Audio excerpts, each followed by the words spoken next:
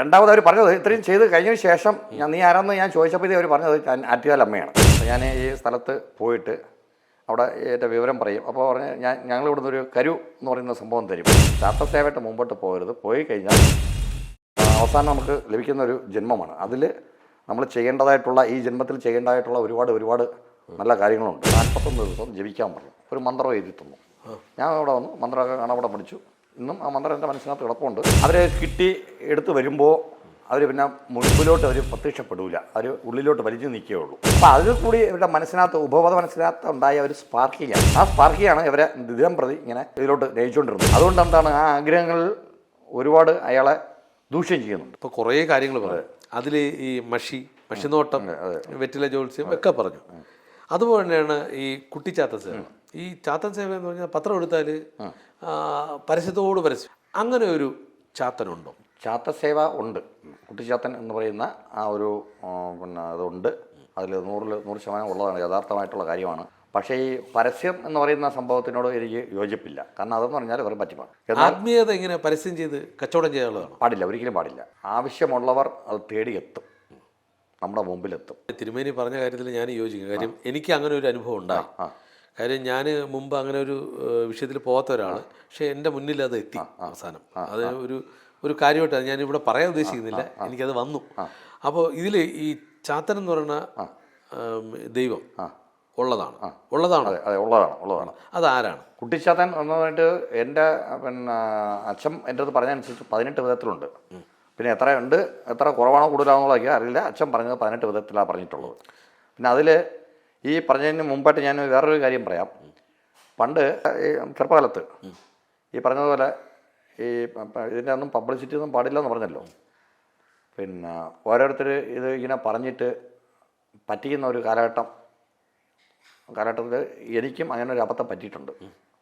കാരണം അന്ന് ഞാൻ പറഞ്ഞല്ലോ, ആദ്യമേ ഞാൻ പറഞ്ഞല്ലോ, എൻ്റെ ചെറുപ്പകാലത്ത് ഞാൻ നടുവിട്ട് പോയി എന്നൊക്കെ പറഞ്ഞല്ലോ. തിരിച്ചു വന്നപ്പോഴത്തേക്ക് ഒരു ഗതിയും പരഗതിയില്ലാത്ത ഒരു അവസ്ഥയിലാണ്. അങ്ങനെ ഒരു അവസ്ഥയിലാണ് എൻ്റെ വരവ്. അപ്പോൾ എനിക്ക് മുമ്പോട്ട് വീണ്ടും ഈ ശാസ്ത്രമായിട്ട് പോകണം, എനിക്ക് അതുമായിട്ട് മുമ്പോട്ട് ഒരു ഉയർച്ച ഉണ്ടാവണം എന്നൊക്കെയുള്ള ഒരു ആവേശം കൂടി എൻ്റെ മനസ്സിനകത്തുണ്ടായിരുന്നു. അതിന് എനിക്കറിയാവുന്നുള്ള 1-2 സ്ഥലത്ത് ഈ ചാത്തസേവ ഉള്ള ആ സ്ഥലങ്ങളൊന്നും ഞാനിപ്പോൾ വ്യക്തമാക്കുന്നില്ല. അങ്ങനെയുള്ള സ്ഥലത്തും ഞാൻ പോയി. അന്ന് 500 രൂപ ഞാൻ കൊടുത്തു ആ ചാത്തസേവ ഉള്ള സ്ഥലത്ത്. അന്ന് 35 കൊല്ലത്തിന് ശേഷം ഇപ്പം 54 വയസ്സായി. അപ്പം എൻ്റെ 18ാമത്തെ വയസ്സിൽ അന്ന് 500 കൊടുത്തു. 500 കൊടുത്തു. എനിക്ക് തോന്നുന്നു ഇന്നത്തെ ഒരു 10,000-12,000 രൂപ വിലപ്പോലും വരുമെന്ന് തോന്നും. 18ാമത്തെ വയസ്സിൽ അപ്പം ഞാൻ ഈ സ്ഥലത്ത് പോയിട്ട് അവിടെ എൻ്റെ വിവരം പറയും. അപ്പോൾ പറഞ്ഞ് ഞങ്ങൾ ഇവിടുന്ന് ഒരു കരു എന്ന് പറയുന്ന സംഭവം തരും. കരു എന്ന് പറയുമ്പോൾ ഞാൻ വിചാരിച്ചു വേറെ എന്തോ വലിയൊരു മഹത്തായ കാര്യമായെന്ന് വിചാരിച്ചു. അപ്പോൾ അവർ കരു എന്നാണ് പറയുന്നത്. അപ്പോൾ ഞാനും വിചാരിച്ചു എന്തോ സംഭവമാണെന്ന് വിചാരിച്ചു. അപ്പോൾ ഒരു കുട്ടിച്ചാത്തൻ്റെ ചെറിയൊരു ഇത്രയുള്ള ഒരു പണ്ടത്തെ 1 പൈസയുടെ വലിപ്പമുള്ള അലുമിനിയം 1 പൈസ ഉണ്ടല്ലോ, ആ വലിപ്പത്തിലുള്ള ഒരു ചാത്തൻ്റെ ഒരു പ്രതിമ പോലത്തെ ഒരു സാധനം തന്നു. ഭസ്മത്തിലൊക്കെ വെച്ച് തന്നു. ഇതിനെ കൊണ്ടുവന്ന് വെച്ച് 41 ദിവസം ജപിക്കാൻ പറഞ്ഞു. ഒരു മന്ത്രം എഴുതി തന്നു. ഞാൻ അവിടെ വന്നു മന്ത്രമൊക്കെ കാണാൻ അവിടെ പഠിച്ചു. ഇന്നും ആ മന്ത്രം എൻ്റെ മനസ്സിനകത്ത് കിടപ്പുണ്ട്. കുറച്ച് മറന്നുപോയി, എല്ലാം ശരിയാവുന്നു. 41 ദിവസമായി, 4 മാസമായി, 6 മാസമായി, 1 കൊല്ലമായി, ഒരു രക്ഷയില്ല. അത് ഈ മന്ത്രസിദ്ധിയാണോ ഉദ്ദേശിക്കുന്നത്? അവർ തന്ന ആ മന്ത്രത്തിന് ഈ കരു എന്ന് പറയുന്ന സാധനം വച്ചിട്ട് ജപിക്കണമെന്ന് പറഞ്ഞു. അപ്പോൾ എല്ലാ ഉയർച്ചകളും ഉണ്ടാവും, അതിലേക്കുള്ള ഇതൊക്കെ ആവുമെന്ന് പറഞ്ഞു. ശരി, അതെല്ലാം ചെയ്തു ഏകദേശം 1 വർഷത്തോളം കഴിഞ്ഞു. ശരിയായില്ല. അന്ന് ഞാൻ തീരുമാനമെടുത്തു, ഞാൻ എന്തായാലും ഇതിലേക്ക് വേണ്ടിയിട്ട് 100% ഇറങ്ങി അത് നിൽക്കുന്ന ഒരവസ്ഥയാണ്. എനിക്ക് ഇതിൽ നിന്നൊരു വിജയം ഉണ്ടാവണം.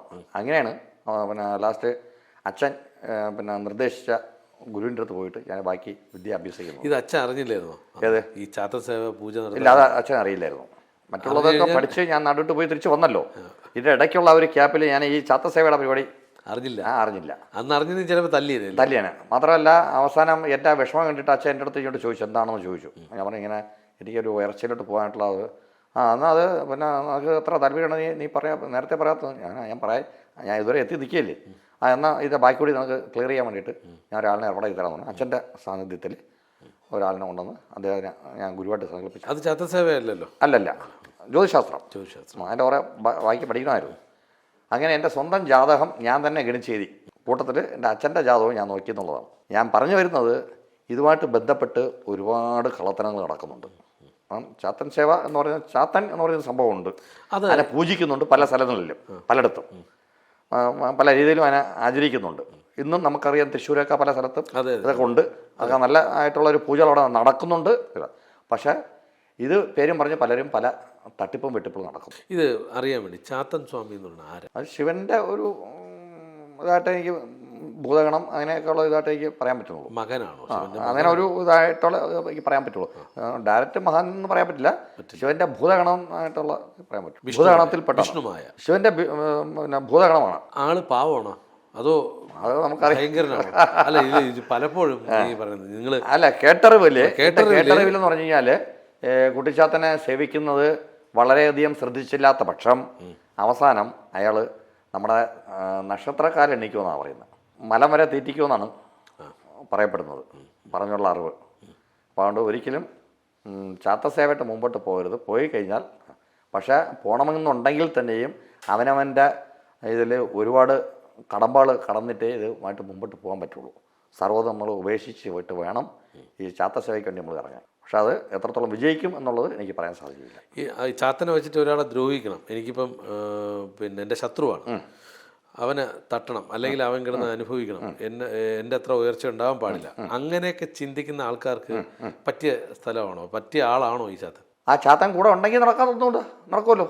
ഇപ്പം ചാത്തൻ ഇപ്പം നിങ്ങളുടെ കൂടെ ഉണ്ടെങ്കിൽ നിങ്ങൾ പറഞ്ഞാൽ അത് അക്ഷയപതി നടക്കും. അല്ല ഞാൻ ഇപ്പം എൻ്റെ കൂടെ അല്ല, ഞാനിപ്പോൾ ഇപ്പം ഒരു ചാത്തൻ സേവ ചെയ്യുന്ന സ്ഥലത്ത് പോകുന്നു, ഇനി എനിക്ക് ഉയർച്ച വേണം. അദ്ദേഹത്തിൻ്റെ കൂടെ അദ്ദേഹം സിദ്ധി ചെയ്ത് ആ ചാത്തനെ നിർത്തിയിട്ടുണ്ടെങ്കിൽ അയാൾ നമ്മൾ ചെന്ന് പറഞ്ഞു കഴിഞ്ഞാൽ അയാൾ ചാത്തൻ്റെ പറഞ്ഞിട്ട് അയാൾ നമ്മൾ ഈ പറയുന്ന കാര്യങ്ങളെല്ലാം നടത്തിത്തരും. പക്ഷെ അങ്ങനെ ഇല്ലല്ലോ. അങ്ങനെ ഉള്ളവരുണ്ടോ? പണ്ടുണ്ടായിരിക്കാം, ഇപ്പോൾ ഇല്ലല്ലോ. ഇപ്പം ആരും എവിടെയില്ല. എൻ്റെ അറിവിലില്ല. അങ്ങനെ ഒരു സിദ്ധി കിട്ടിയവരാരുമില്ല എൻ്റെ അറിവിലില്ല. അപ്പോൾ ഈ കാശ് കൊണ്ട് അങ്ങനെ ഉണ്ടെങ്കിൽ ചിലപ്പോൾ എവിടെയെങ്കിലും ഒളിഞ്ഞിരിക്കുന്നുണ്ടായിരിക്കും, അവർ പുറത്തോട്ട് വരില്ല. അങ്ങനെ ഉള്ളവർ പുറത്തോട്ട് വരും, അവർ ആഗ്രഹമായിട്ട് ഇങ്ങനെ മുമ്പോട്ട് വരില്ല. കാരണം ഇന്നിപ്പോൾ എന്ന് പറഞ്ഞാൽ ഏറെക്കുറയും മനുഷ്യ മനസ്സിനകത്തുണ്ടാകുന്ന ആഗ്രഹങ്ങളാണ്. ഈ ആഗ്രഹങ്ങൾ എന്ന് പറഞ്ഞു കഴിഞ്ഞാൽ മനുഷ്യന് ഒരു കാലത്ത് അത് വിട്ടുമാറില്ല. അതുകൊണ്ട് എന്താണ്, ആ ആഗ്രഹങ്ങൾ ഒരുപാട് അയാളെ ദൂഷ്യം ചെയ്യുന്നുണ്ട്. ഈ ആഗ്രഹങ്ങളാണ്, അതായത് കാമ, ക്രോധ, ലോഭ, മോഹ, മത, മാത്സര്യങ്ങൾ, ഈ 6 വേരിയേഷൻ അത് മനുഷ്യ മനസ്സിനെ ഇന്ന് ഭയങ്കരമായിട്ട് ദോഷങ്ങളിലോട്ടൊന്ന് എത്തിക്കുന്നുണ്ട്. നേരായ മാർഗത്തിൽ ഇത് 6 നിലനിർത്തുന്നില്ല എന്നുള്ളതാണ്. കുട്ടിച്ചാത്തൻ്റെ ഈ സേവ ഉള്ളവരാരും പുറത്ത് പറയാറില്ല, അവർ ഉള്ളിലോട്ട് വലിഞ്ഞ് നിൽക്കുകയുള്ളൂ. അതെന്താ അങ്ങനെ ഉള്ളിലോട്ട് വലിഞ്ഞ് നിൽക്കേണ്ട കാര്യം? അല്ല, അവർക്ക് ആദ്യം ഇതൊക്കെ ഒരു ആവേശം പോലെ തോന്നി ഇതിലോട്ട് ഇറങ്ങി അവർക്ക് കിട്ടാനുള്ള വിധി ഉണ്ടെങ്കിൽ അവർ കിട്ടി എടുത്ത് വരുമ്പോൾ അവർ പിന്നെ മുൻപിലോട്ട് അവർ പ്രത്യക്ഷപ്പെടില്ല, അവർ ഉള്ളിലോട്ട് വലിഞ്ഞ് നിൽക്കുകയുള്ളൂ. ഒന്ന്. രണ്ടാമത്തേന്ന് പറഞ്ഞാൽ ഇതിനെ വെച്ചും കൊണ്ട് ചിലർ മനസ്സിലാക്കിയിട്ട് ചില ക്ഷേത്രങ്ങളൊക്കെ വെച്ച് പുലർത്തി ഇതിനെ വെച്ചും കൊണ്ട് ജനങ്ങളെ തെറ്റിദ്ധരിപ്പിച്ച് സാമ്പത്തികമായിട്ടുള്ള ഇടപാടുകൾ കുന്നോളം അവർ ചെയ്യുന്നുണ്ട്. അങ്ങനെയുള്ള തട്ടിപ്പിൽ ഇഷ്ടംപോലെ ജനങ്ങൾ ചെന്ന് പെടുന്നുമുണ്ട്. അങ്ങനെ ചില ക്ഷേത്രങ്ങളുണ്ട്. അല്ല ശബരിമല അല്ല, ഒന്ന് ഞാൻ കൊടുങ്ങല്ലൂരമ്മ അല്ല ശബരിമല, കൊടുങ്ങല്ലൂരമ്മ, പത്മനാഭസ്വാമി ക്ഷേത്രം, അങ്ങനെ അത് എല്ലാം കൂടെ ഒരിടത്ത് വെച്ചിട്ട് നിങ്ങൾക്ക് അവിടെ വലിയൊരു സെറ്റപ്പിൽ ചെയ്യുന്ന ആൾക്കാരുണ്ട്. നിങ്ങൾ ശബരിമല പോണ്ട, ഇവിടെ വന്നാൽ മതി. പത്മനാഭസ്വാമി ക്ഷേത്രത്തിൽ പോണ്ട, ഇവിടെ വന്നാൽ മതി. കൊടുങ്ങല്ലൂരമ്മയെ കാണാൻ പോണ്ട, ഇവിടെ ഉണ്ട്. അല്ല, അതൊക്കെ അവർ പറയുന്നത് തെറ്റാണ്. കാരണം പത്മനാഭസ്വാമിയുടെ വാസസ്ഥലത്ത് തന്നെ വന്ന് വണങ്ങിയാലേ അതിനൊരു അഭിവൃദ്ധി ഉണ്ടാവുള്ളൂ. ആറ്റുകാലമ്മ ക്ഷേത്രത്തിൽ തന്നെ നമ്മൾ പോകണം. ഈ ആറ്റുകാലമ്മ കുടികൊള്ളുന്നു അല്ലെങ്കിൽ ദേഹത്തെ അനുഗ്രഹിക്കുന്നു പറഞ്ഞിട്ട് പല സ്ഥലങ്ങളിലും പല ഇതും നടക്കുന്നുണ്ട്. പലരും വരുന്നുണ്ട്. അല്ല, എൻ്റെ മുമ്പിൽ ഈ അടുത്ത കാലത്ത് ഒരു 1-2 വർഷത്തിനകത്ത് ജ്യോതിഷം നോക്കിക്കൊണ്ടിരുന്നപ്പോഴത്തേക്ക് ചാടി അനുഗ്രഹിച്ചു. അപ്പോൾ ഞാൻ പ്രശ്നത്തിൽ രാശിയിൽ കണ്ടത്, ഞാൻ നിങ്ങളുടെ കുടുംബത്തിലൊരു പ്രേതബാധയുടെ ഇതുണ്ടല്ലോ, അതിൻ്റെ ഒരു സ്പാർക്കിങ്ങളിൽ കാണുന്നുണ്ടല്ലോ എന്ന് പറഞ്ഞു. അപ്പോൾ അവർ ചാടി വീണ് അനുഗ്രഹിച്ച് എൻ്റെ ഈ പൂജാ റൂമിൽ മുമ്പിൽ വന്ന് നിന്നിട്ട് ഒരു അട്ടഹസിച്ച് നാക്കെല്ലാം നീട്ടി അതിനെ പേടിച്ചു. അതായത് ആറ്റുകാലമ്മയായി മാറി. രണ്ടാമത് അവർ പറഞ്ഞത്, ഇത്രയും ചെയ്ത് കഴിഞ്ഞതിന് ശേഷം നീ ആരാന്ന് ഞാൻ ചോദിച്ചപ്പോഴത്തേ അവർ പറഞ്ഞത് ആറ്റുകാലമ്മയാണ്. ഒടുവിൽ അവർക്ക് പൂജ നടത്തിയ തീർത്ഥം വേണമെന്ന് പറഞ്ഞു. തീർത്ഥം കൊടുത്തു. ഇതിലോട്ട് ചരിഞ്ഞ് വീണു. പിന്നെ അത് ബോധം വന്നു. പക്ഷേ ഞാൻ മനസ്സിലാക്കിയത് അവരുടെ കുടുംബത്തിൽ ഒരു പ്രേതബാധയുണ്ട്, ഒരു ആത്മഹത്യ ചെയ്ത ഒരു പ്രേതബാധ. അപ്പോൾ അതിൻ്റെ ഒരു ചെറിയ സ്പാർക്കിങ് അതിനെ നിലനിർത്താതെ വന്നപ്പോഴത്തേക്ക്, അതായത് പ്രേതബാധകളെ നമ്മൾ നിലനിർത്തുന്നത് തിരുവല്ലം, പിന്നെ വർക്കല, പാപനാശം, ഇങ്ങനെയൊക്കെയുള്ള പുണ്യസ്ഥലങ്ങളിലാണ്. അതിനെ നിലനിർത്താതെ വരുമ്പോൾ നിലനിർത്തുന്നതാണോ അതോ ഒഴുക്കുന്നതാണോ? നിലനിർത്തുക. ആത്മാവിനെ, അസ്ഥിയെ നമ്മൾ ഒഴുക്കും, മറ്റത് നിലനിർത്തും. ആത്മാവിനെ നമ്മൾ സമഷ്ടിയായിട്ട് സങ്കല്പത്തിൽ ആവാഹിച്ച് എന്നെ കൊണ്ട് നിലനിർത്തുന്നു എന്നുള്ള സങ്കല്പമുണ്ട്. അത് നമ്മൾ ചെയ്യണം. അപ്പോൾ അത് ചെയ്തിട്ടില്ല എന്നുള്ളതാണ്. പൂർണ്ണമായിട്ടും അവർ ചടങ്ങുകളൊന്നും ചെയ്തിട്ടില്ല. അപ്പോൾ അതിൽ കൂടി ഇവരുടെ മനസ്സിനകത്ത് ഉപബോധ മനസ്സിനകത്ത് ഉണ്ടായ ഒരു സ്പാർക്കിങ്ങാണ്. ആ സ്പാർക്കിങ്ങാണ് ഇവരെ ദിനം പ്രതി ഇങ്ങനെ ഇതിലോട്ട് നയിച്ചുകൊണ്ടിരുന്നത്. ഈ സാധാരണപ്പെട്ട ഒരാൾക്ക് ഇതുപോലെ ദൈവങ്ങൾ ശരീരത്തിൽ കയറുമോ? ഇല്ല. അങ്ങനെയാണെങ്കിൽ എനിക്ക് തിരിച്ച് ഒരു ചോദ്യം അങ്ങോട്ട് ചോദിക്കാറുണ്ട്. എൻ്റെ 9ാമത്തെ വയസ്സിലേക്ക് പുണോലിടിയിച്ചാണ്. എനിക്ക് 54 വയസ്സായി. ഇത്രയും കാലത്തിനുള്ളിൽ ഞാൻ ഒരുപാട് ദേവീ ദേവന്മാരെ പൂജിച്ചിട്ടുണ്ട്. ഗായത്രി ദിനംപ്രതി മിനിമം ഒരു 108 രൂപയെങ്കിലും ഞാൻ ജപിക്കുന്ന ഒരു വ്യക്തിയാണ്. 108 കുറയാണ്ട് ജപിക്കുന്ന ഒരു വ്യക്തിയാണ്. അത്രത്തോളം തന്നെ ഞാൻ ഇരിക്കുന്ന ക്ഷേത്രങ്ങളിലെ ദേവീ ദേവന്മാരുടെ മന്ത്രോച്ചാരണം ചെയ്യുന്നുണ്ട്. എന്തുകൊണ്ട് എൻ്റെ ശരീരത്തിൽ ഈ പറയും പോലെ ദൈവങ്ങൾ പ്രത്യക്ഷപ്പെടുന്നില്ല? അല്ല, ആ ദേവന് താല്പര്യം ചിലപ്പോൾ കാണില്ലെങ്കിലോ? എന്തുകൊണ്ട്? എനിക്ക് ചില വ്യക്തികളിൽ മാത്രം വന്നാൽ മതി എന്ന് ചിലപ്പോൾ ആ ദേവൻ വിചാരിച്ചല്ലോ. അതൊക്കെ കള്ളത്തനമാണ്. അപ്പോൾ ഈ ദേഹത്ത് വരുന്നതൊക്കെ വെറുതെയാണ്. എൻ്റെ ശരീരത്തിൽ അത് പോട്ടെ, എന്നെപ്പോലെ എത്രയോ നമ്പൂതിരിമാരും മറ്റുമുണ്ട്.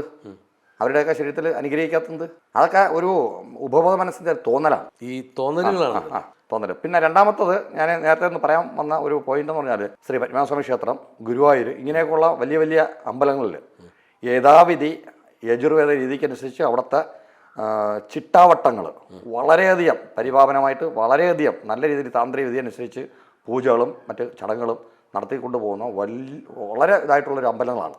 ഒരിക്കലും അവിടുത്തെ ഇത് ഒരു വ്യക്തിയുടെ വീട്ടിൽ വന്ന് അനുകരിക്കുന്നു പറയുന്നത് 101% തെറ്റാണ്. ഈ ആറ്റുകാലമ്മയുടെ ആ ഒരു പേരിൽ പലരും എൻ്റെ ദേഹത്ത് ആറ്റുകാലമ്മ അനുഗ്രഹിക്കുന്നു എന്നിട്ട് പലരും ആ പേരും പറഞ്ഞിട്ട് ഉപജീവനം നടത്തുന്നുണ്ട്. ആയിക്കോട്ടെ, അത് അവരുടെ ഇഷ്ടം. പക്ഷേ ആറ്റുകാലമ്മ അങ്ങനെ പോയി അനുഗ്രഹിക്കില്ല. ദേവി ഒരിക്കലും പുറത്ത് ഇറങ്ങി നടന്ന ഒരാളുടെ ദേഹത്ത് അങ്ങനെ ഒരിക്കലും സംഭവിക്കില്ല. കർമ്മം ചെയ്യേണ്ട കാര്യമില്ല, ഒരിക്കലും സംഭവിക്കില്ല. അത് ജനങ്ങളുടെ ഇടയിലേക്ക് അങ്ങനെ ആക്കിയിട്ട് ഒരു സാമ്പത്തിക ലാഭത്തിന് വേണ്ടി ചെയ്യുന്നു എന്നേ പറയാൻ പറ്റുള്ളൂ. ഈ തുള്ളൽ, ഇപ്പം അനുഗ്രഹം ഒരാളുടെ ശരീരത്തിൽ നിന്നും അത് ഈ മറ്റ് എനർജികളായിരിക്കും, വേറെ എനർജി. ഇപ്പം ആറ്റുകാലമ്മ പോലെ അല്ലെങ്കിൽ ചാമുണ്ഡി ദേവിയെ പോലുള്ള എനർജികളായിരിക്കില്ല. ഇത് വേറൊരു ഇപ്പം ഈ പറഞ്ഞ പോലെ പ്രേതോ മരിച്ച ആൾക്കാരുടെ ആത്മാക്കളൊക്കെ ദേഹത്ത് കയറാം അല്ലേ? അങ്ങനെ കയറുന്നത് എന്തുകൊണ്ടാണ്? കുടുംബത്തിലെ 7 തലമുറകളുടെ ഇത് ചിലപ്പോൾ നമ്മുടെ ഇതിൽ പാരമ്പര്യമായിട്ട് അത് പ്രവേശിക്കാനുള്ള ഇത് കാണുന്നുണ്ട്. കാരണം ആ ആത്മാക്കൾക്ക് യഥാവിധി ചെയ്യേണ്ട ഇത് ചെയ്യാതെ വരുമ്പോൾ ഉണ്ടാകുന്ന ദോഷങ്ങൾ അങ്ങനെ വന്ന് ചെയ്യാം. ദുർമരണപ്പെട്ടവരായിരിക്കും. അതെ, ദുർമരണപ്പെട്ടവർ തന്നെ കൂടുതലും. അല്ലാതെ സാധാഗതിയിൽ മരിച്ചൊന്നും അങ്ങനെ വരില്ല. 7 തലമുറകൾക്ക് മുമ്പുള്ള ചില ഈ തലമുറയിൽ വരാം. ചില വീടുകളിൽ നമ്മൾ പോകുമ്പോൾ അവിടെ ചില എനർജീസ് ഉണ്ടാവും, നമുക്കറിയാൻ പറ്റില്ല. അവിടെ ചെന്ന് താമസിച്ച് എല്ലാ ദിവസവും ചെയ്യുന്ന കാര്യങ്ങൾ ചെയ്തുകൊണ്ടിരിക്കുന്നു. ചിലതിന് തടസ്സം ഉണ്ടാവുന്നു, വയ്യായിക ഉണ്ടാകുന്നു. നമുക്ക് അവിടെ കയറുമ്പോഴേ ഒരു നെഗറ്റീവ് തോന്നും, നമ്മൾ തിരിച്ച് വീട്ടിൽ വരുന്നു. അങ്ങനെയുള്ള എനർജികൾ നമ്മുടെ പിറകെ ഉണ്ടാവുമോ? നമ്മളിലാണോ വീട്ടിൻ്റെ ഇതിലാണോ? അല്ല, ആ വീട്ടിൽ നമ്മൾ പോയി ഒരു എനർജി ഉള്ള സ്ഥലം, ഒരു പ്രേതബാധ ഉള്ള സ്ഥലം, പിശാചുള്ള സ്ഥലം, അവിടെ ഞാനിപ്പോൾ പോകുന്നു. അവിടെ നിന്ന് കാര്യങ്ങൾ എനിക്ക് തോന്നുന്നു എനിക്ക് ഇവിടെ പറ്റുന്നില്ല, എന്തോ ഒരു പ്രശ്നമുണ്ട്. അത് എന്തുകൊണ്ടാണ് ഞാൻ തിരിച്ച് വീട്ടിൽ വരുന്നു. നമ്മൾ പോസിറ്റീവ് എനർജി ഉള്ളതുകൊണ്ടാണ് നമുക്ക് അവിടെ കയറുമ്പോൾ ഒരു വിമിഷ്ടം തോന്നുന്നത്. നമ്മൾ തിരിച്ച് പക്ഷേ കുറേ ദിവസം അവിടെ തങ്ങി വീണ്ടും ഞാൻ തിരിച്ചു വരുന്നു. പക്ഷേ ആ ദിവസം നമ്മൾ വരില്ല. ഇല്ല. അങ്ങനെ വരുന്ന ചരിത്രമുണ്ടോ? അത് അവിടെ താമസിക്കുന്ന വ്യക്തി, ഈ പറഞ്ഞതുപോലെ താമസിക്കുന്ന വ്യക്തിക്ക് നെഗറ്റീവ് എനർജി ഉണ്ടെങ്കിൽ അത് ബാധിക്കും. അത് കൂടെ വരും. നമ്മൾ എവിടെ പോയാലും വരും. അത് എങ്ങനെയൊക്കെ ബാധിക്കും? ഒരു വ്യക്തിയുടെ ജീവിതത്തിന്, അതായത് ഇപ്പം ബാല്യകാലത്തെന്നുണ്ടെങ്കിൽ വിദ്യാഭ്യാസത്തിന്, കുടുംബജീവിതം നയിക്കേണ്ട സമയത്താണെന്നുണ്ടെങ്കിൽ അയാളുടെ കുടുംബജീവിതത്തിന് ആദ്യം വിവാഹം നടക്കാതെ വരിക, അല്ലെങ്കിൽ നടന്നതാണെന്നുണ്ടെങ്കിൽ അവിടെ തമ്മിൽ അടിപ്പിടി ഉണ്ടാക്കുക, സന്താനത്തിൻ്റെ സന്താനങ്ങളുടെ ഇതിൽ താമസം നേരിടുക. അതായത് ശരിക്കും പറഞ്ഞാൽ എന്താ പറയുക, ഗർഭാലസിൽ ഇങ്ങനെയൊക്കെയുള്ളത് സംഭവിക്കുക. 1, 2, 3 ഒക്കെ അലസി പോവുക. പിന്നെ ഇതിൻ്റെ പരിഹാരം കണ്ടുപിടിച്ചിട്ടേക്ക് അതിന് ഉള്ള പരിഹാരം ചെയ്യുമ്പോഴത്തേക്ക് അത് സക്സസ് ആയി വരുന്നത്. സമയം ഇങ്ങനെ പൊയ്ക്കൊണ്ടിരിക്കും. ഈ അപകടങ്ങൾ ഉണ്ടാവാൻ സാധ്യത ഉണ്ട്. ഇത് നിന്നുകൊണ്ട് നമ്മൾ പോകുന്ന ഇതിനെല്ലാം ഇത് ഇടകൂടി നിന്നിട്ട് തടസ്സം ഇതാക്കും. അപ്പോൾ നമുക്ക് നമ്മുടെ യാത്ര തന്നെ ചിലപ്പോൾ ഇതായി മാറും, അപകടസന്ധിയിലോട്ട് മാറും. നിരന്തരമായി അപകടം നമ്മളെ ശല്യപ്പെടുത്തും. അത് നമ്മുടെ ശരീരത്തിൽ നെഗറ്റീവ് എനർജി ആണെങ്കിൽ മാത്രം. അത് ഒരാളെയാണോ? അത് ആ വീട്ടിൽ ഇപ്പോൾ 4 പേര് പോയിട്ടുണ്ടെങ്കിൽ ആ 4 പേരെയും ഈ എനർജി, ഞാൻ ഈ പറഞ്ഞതുപോലെ നെഗറ്റീവ് എനർജി ആർക്കൊക്കെ ഉണ്ടോ അവർക്കെല്ലാം ബാധകമാണ്. അതിന് പരിഹാരം എന്തായിരിക്കും? ഇപ്പോൾ അങ്ങനെ ഒരു എനർജി ബാധിച്ചു, ഞാനൊരു ജ്യോത്സ്യനോ അല്ലെങ്കിൽ ഒരാളെ കണ്ടു, ആ സമയത്താണ് അറിയുന്നത് എനിക്കിങ്ങനൊരു പ്രശ്നം വന്നു, ഇന്ന സ്ഥലത്തൊക്കെ പോയിട്ട് വന്നിട്ട്. അപ്പോൾ നമ്മൾ ആലോചിക്കും എവിടെ പോയി, ഇന്ന സ്ഥലത്ത് പോയി. അപ്പോൾ എനിക്ക് അന്ന് മുതലാണ് ഈ കഷ്ടകാലമല്ല പറയുകയാണ് അങ്ങനെ ഒരു സാധനം നിങ്ങളിലുണ്ട്. ആ ബാധയെ മാറ്റാൻ എന്തൊക്കെയാണ് ചെയ്യേണ്ടത്? അത് രണ്ട് വിധത്തിൽ നമുക്ക് അതിനകത്ത് ചെയ്യാം. ഒന്ന്, പൂർണ്ണമായിട്ടും നിങ്ങളിൽ നിന്നും അത് ഒഴിപ്പിക്കാം.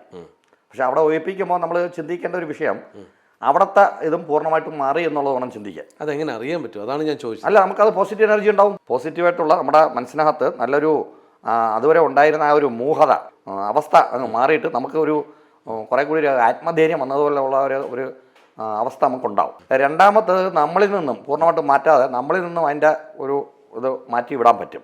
അത് നമ്മളിൽ കൂടി തന്നെ കുറേ യോഗയും മറ്റേ പ്രാർത്ഥനയും ഈശാദിനും ഒക്കെ ആയിട്ട് നമ്മൾ മുൻപോട്ട് നീങ്ങുമ്പോൾ ആ നമ്മളിൽ വസിച്ചിരിക്കുന്ന ആ ഒരു നെഗറ്റീവ് മാറി അവിടെ പോസിറ്റീവായിട്ട് മാറും. അപ്പോൾ മറ്റേത് മാറിക്കോളും.